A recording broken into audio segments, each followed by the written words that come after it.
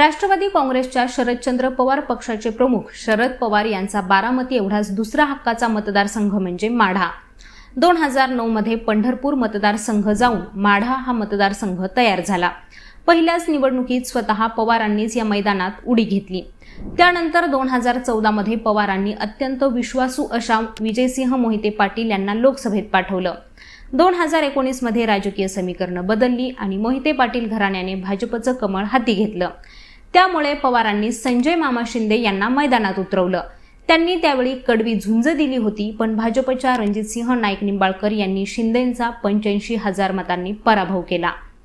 आता मागच्या 5 वर्षात राज्याच्या राजकारणात अनेक अनपेक्षित स्थित्यंतरं झाली आहेत, पण त्यानंतरही माढा लोकसभा मतदारसंघाची जागा महाविकास आघाडीत पवारांच्या वाट्याला आलीये. भाजपनं या मतदारसंघातून अनेकांचा विरोध असूनही पुन्हा एक वेळेस रणजितसिंह नाईक निंबाळकरांच्याच गळ्यात उमेदवारीची माळ टाकलीये. मतदारसंघातील राष्ट्रवादीचे आमदारही अजितदादांच्या साथीने महायुतीच्या गोटात दाखल झालेत. त्यामुळे पवारांकडे आता तगडा उमेदवार नसल्याचं बोललं जाते. पण चर्चांना बगल देऊन पवारांनीही माढ्यातील डाव अद्यापही आपल्याच भोवती फिरता ठेवलाय. पवारांकडे यंदा माढ्यात अनेक पर्याय असल्याचं दिसून येते.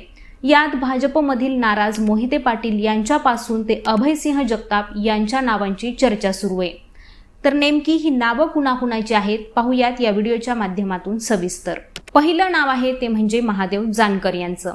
रासपचे अध्यक्ष महादेव जानकर हे शरद पवार यांच्याशी मागच्या काही दिवसांपासून वाटाघाटीच्या चर्चा करतायत. मतदारसंघातील धनगर आणि इतर बहुजन समाजाची मतं विचारात घेता शरद पवारांनी आता फासे टाकलेत.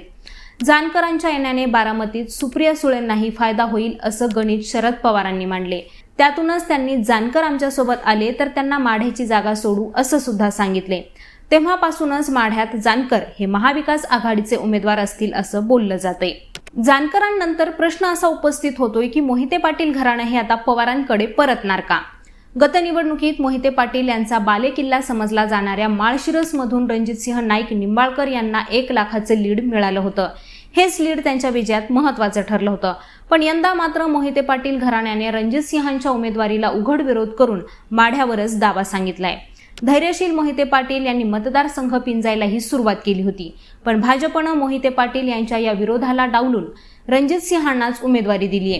त्यानंतर मतदारसंघात धैर्यशील मोहिते पाटील यांनी बंडखोरी करून अपक्ष उभं राहावं किंवा तुतारीच्या चिन्हावर उभं राहावं अशी मोहिते पाटील समर्थकांची मागणी सुरू आहे. तेव्हापासून मोहिते पाटील घराणं पुन्हा राष्ट्रवादीमध्ये परतणार अशा सुद्धा चर्चा आहेत. तर दुसरीकडे रामराजे नाईक निंबाळकर हे सुद्धा पुन्हा शरद पवारांकडे परतणार का असाही प्रश्न उपस्थित केला जातोय. रणजितसिंह नाईक निंबाळकर आणि रामराजे नाईक निंबाळकर यांच्यात विळ्या भोपळ्याचं वैर आहे. दोघांचं अर्धा टक्काही जमत नाही. रणजितसिंह अगोदर काँग्रेसमध्ये होते तर रामराजे हे राष्ट्रवादीमध्ये. मात्र दोघांमधून विस्तवही जात नव्हता. रणजितसिंह निंबाळकर यांच्या 3 पिढ्या माझ्यावर आरोप करत आल्या आहेत. रणजितसिंहांनी मला खूप त्रास दिलाय असे आरोप रामराजे हे जाहीररित्या आजही करतात. यातूनच रामराजे यांनी जाहीर मेळाव्यात तुला तिकीट मिळू देत नाही असं सुद्धा म्हटलं होतं. तसंच त्यांनी त्यांचे बंधू संजीवराजेंसाठी आरपारचा जोर लावला होता. माढ्याची जागा मिळाली नाही तर कार्यकर्ते ऐकणार नाहीत अशी भूमिका सुद्धा मांडली होती. पण आता रणजितसिंहांना उमेदवारी मिळाली आहे. त्यामुळे रामराजे नाईक निंबाळकरांचे समर्थक हे कमालीचे अस्वस्थ झालेत. सोशल मीडियावर उलटसुलट पोस्ट व्हायरल होऊ लागल्यात आणि यातूनच रामराजे नाईक निंबाळकर हे रणजितसिंह नाईक निंबाळकर यांचा प्रचार करणार नाहीत हे तर स्पष्ट होते.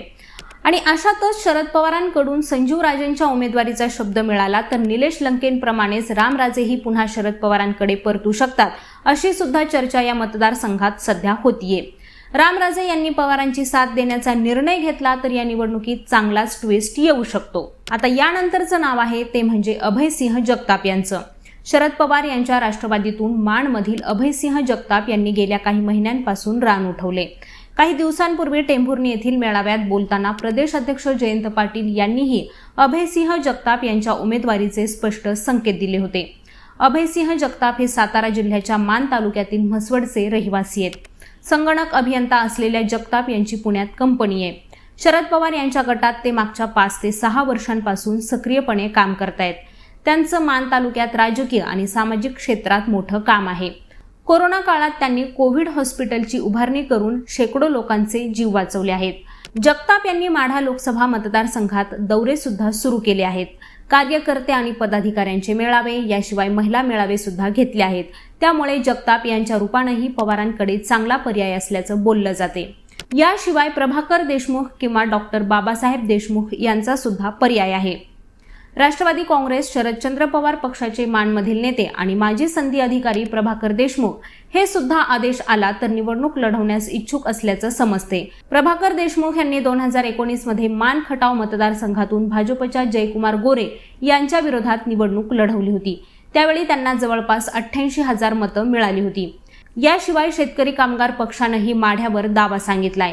दिवंगत माजी आमदार गणपतराव देशमुख यांचेच नातू डॉक्टर बाबासाहेब देशमुख इच्छुक असल्यानं शरद पवारांकडे आणखी एक पर्याय असल्याचं बोललं जाते.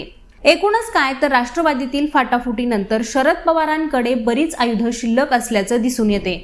आता याच पर्यायांचा आणि सोशल इंजिनिअरिंग प्रयोगचा अभ्यास करून शरद पवार हे रणजितसिंह नाईक निंबाळकर यांच्या विरोधात माढ्यात कोणाला उमेदवारी देतात यावर माढा लोकसभा मतदारसंघाची पुढची गणितं आता अवलंबून असणार आहेत.